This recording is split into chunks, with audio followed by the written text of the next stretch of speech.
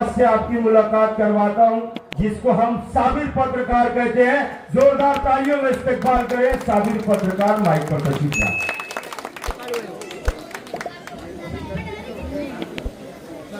अस्सलाम वालेकुम। आज के हमारे जलसे के सदर मोहम्मद दादा भाई, स्टेज पर विराजमान माजी नगर सेवक सत्तर भाई और सभी जानी मानी हस्तियां स्टेज पर विराजमान, इस सभा को सुनने के लिए आए हुए चांदरा चौक के और आजू बाजू परिसर के मेरे बुजुर्गों, दोस्तों, नौजवान साथियों और जो घरों के अंदर सुन रही है मेरी माँ बहनों, पर्दानशील माँ बहनों, बुजुर्गों, दोस्तों, अब करीबन 3-4 दिन बाद में जो है ये प्रचार जो है इसकी तोड़ जो है ठंडी हो जाएगी।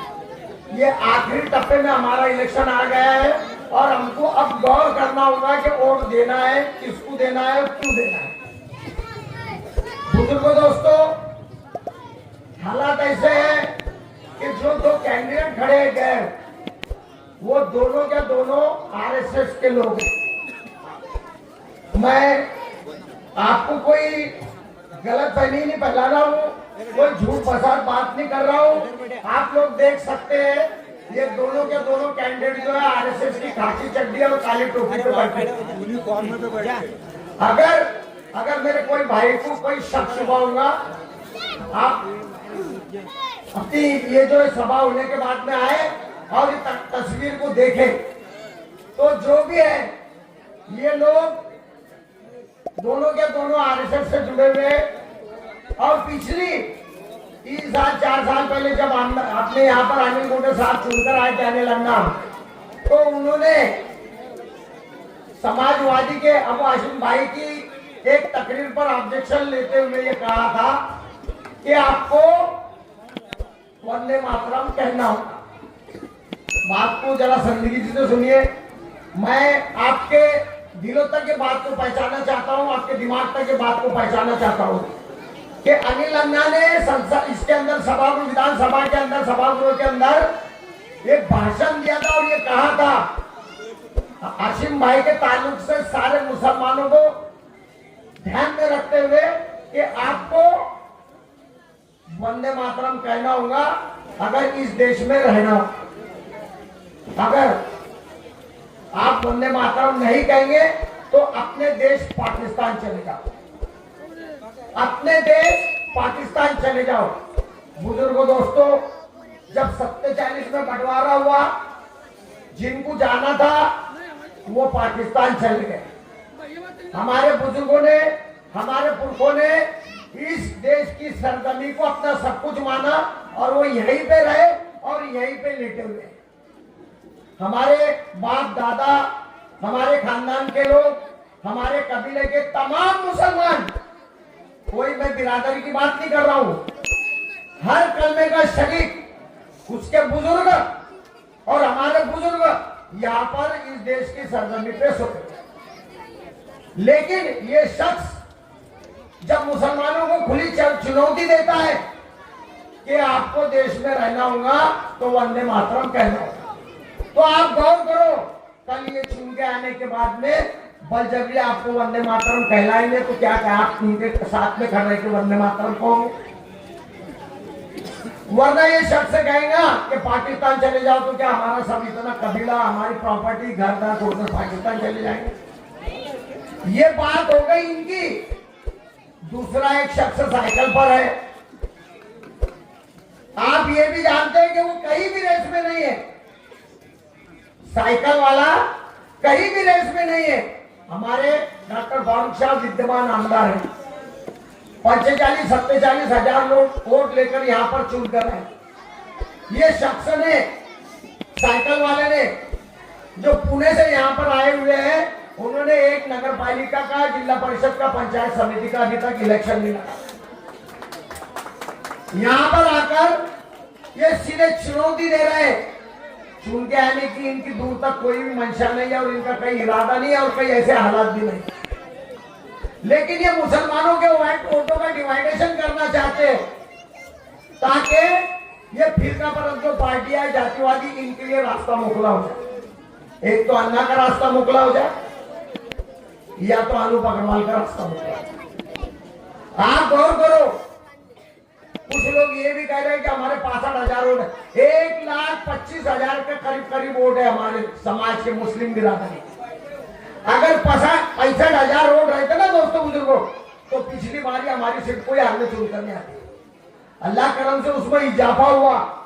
आमदार साहब ने बहुत काम किए, मैं उनके काम गिनाने नहीं खड़ा हूं, लेकिन जहां कहीं भी मैं हिंदू बस्तियों में भी गया हूं, उनके वोट मांगने के ताल्लुक से या उनके प्रचार के ताल्लुक से, तो मुझे इस शहर में हिंदू भाइयों ने भी कहा कि फारूक शाह ने बहुत काम किया, इस बार हम उनको वोट देंगे।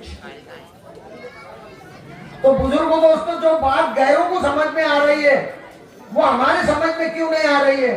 आज हालात ऐसे हैं कि हमको उनसे इतना डर नहीं है जितना हमको हमारे कौम के जो हमारे सामने खड़े हैं उनसे हमारे को टेंशन है कि ये वोट 2-4-5 हजार खराब करके हमारे लिए रुकावट ना पैदा कर। आज मुसलमानों का गैर दुश्मन नहीं, मुसलमान ही दुश्मन बने हुए। इम्तियाज जलील जो औरंगाबाद में खड़े हैं, इमाम की जानिब से उनके खिलाफ 30 मुसलमान खड़े थे। 30 मुसलमान इम्तियाज जलील के सामने खड़े हुए कि इम्तियाज जलील कोई भी हाल में चुन कर नहीं आना। अरे जब कोई नुमाइंदगी हमारी करने के लिए आगे आता तो हम उसका पैर खींचने का काम करते, और जब मुसीबत आती तो कहते कि मुसलमान लीडर ने कोई सामने आया। तुम जब उसके पैर खींचते हो, जब कौम में तुम किसी को बड़ा नहीं मानते हो, तो कैसे मुस्लिम नुमाइंदगी आगे आएंगी? तो बुजुर्गों दोस्तों, ये ऐसे ही हालात साइकिल वाले यहाँ पैदा कर मुसलमानों की जो नुमाइंदगी है, मुसलमानों की जो लीडरशिप को खत्म करने की उनकी एक चाल है, साजिश है। साइकिल को वोट देना यानी भाजपा को वोट देना,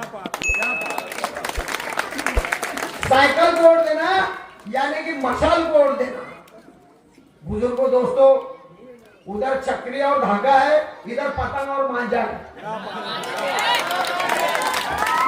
उधर चक्री और धागा है, इधर पतंग और मांझा है। पतंग और मांझा भी धागे को इंशाल्लाह हमारा मांझा काटेगा और हमारी सीट इंशाल्लाह चुन कर आएगा। बुजुर्गों दोस्तों, एक बात उन्होंने ये भी कही कि भाई तुम्हारे कैंडिडेट कितना पढ़े हुए हैं, तो मैं बोलूं तुम आज तक जिनकी मांडी पे बैठे हुए थे भाजपा की अजीत दादा के जरिए, और तुम जो नरेंद्र मोदी को अपना नेता मानते थे, वो कितने पढ़े वो डिग्री लाके सामने पहले मुझे बता। उनकी तो कोई डिग्री नहीं है, जो बनाई वो भी नकली है, जो डिग्री लिए है वो भारत के अंदर मौजूद ही नहीं है वो सब्जेक्ट। ये ऐसे हालात है दोस्तों बुजुर्गों। मैं आपको ये कहना चाहूंगा, दूसरे एक अमित शाह झारखंड के अंदर जाकर चिल्ला रहे घुसपैठिए घुसपैठिए घुसपैठिए, बांग्लादेशी घुसपैठिए। अरे तो तुम्हारे हाथ में सत्ता है ना, केंद्र के अंदर तुम बैठे हुए हैं, दिल्ली के अंदर तुम बैठे हुए हैं, और पूरी जो बाउंड्री है, जो सीमा रेखा है, वो केंद्र सरकार के अख्तियार में आती। जब तुम्हारे हाथ में सत्ता है तो तुम उनको आने क्यों देते बांग्लादेशियों को? यहाँ बांग्लादेशियों के आड़ में तुम यहाँ के मुसलमानों को तकलीफ देना चाहते, बांग्लादेशियों का नाम लेके तुम यहाँ के मुसलमानों को परेशान करना चाहते। और तुम जो कह रहे ना कि देश खतरे में, देश खतरे में, देश कोई खतरे में नहीं। अगर 1000 साल मुस्लिम लोगों ने यहाँ राज किया, मुगलों ने राज किया, जब देश खतरे में नहीं था। यहाँ आज पंतप्रधान हिंदू, राष्ट्रपति हिंदू, बड़े बड़े जज हिंदू, मंत्री हिंदू, सीएम हिंदू, खासदार हिंदू, आमदार हिंदू, जज हिंदू, एसपी हिंदू, सारे के सारे हिंदू है। मुसलमान 1-2% कहीं तुमको नजर आएंगे बड़े पदों पर, सारे के सारे बड़े बड़े पदों पर सारे हिंदू है। इसके बावजूद अगर हिंदू खतरे में है नरेंद्र मोदी, तो तुम मुसलमानों को सत्ता दे दो, इनकी सत्ता के डर मुसलमानों के साथ में हिंदू खतरे में नहीं है। जब सत्ता मुसलमानों के हाथ में थी, 1800 साल उन्होंने राज किया, जब हिंदू खतरे में नहीं था। हमको राज करना आता है, हमको सियासत करनी आती है, राजपाट हम चलाएंगे, हमारे हाथ में सत्ता दे दो। हिंदू अगर खतरे में तो हम उसको खतरे से बाहर निकालेंगे। बुजुर्गों दोस्तों, वक्त काफी हो रहा है, मैं ज्यादा वक्त नहीं लूंगा आपका।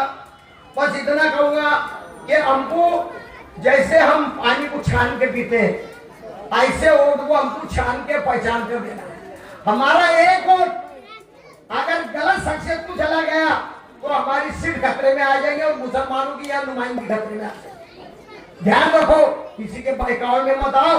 और जो हमारे नौजवान या कुछ लोग गुमराह हो गए होंगे तो उनको भी समझाओ और उनको कहो कि हमारा आमदार मुस्लिम कौम का आमदार है, ये किसी बिरादरी का आमदार नहीं है। इतना कह के मैं अब तो 2 लफ्ज का करता हूँ। अस्सलाम वालेकुम।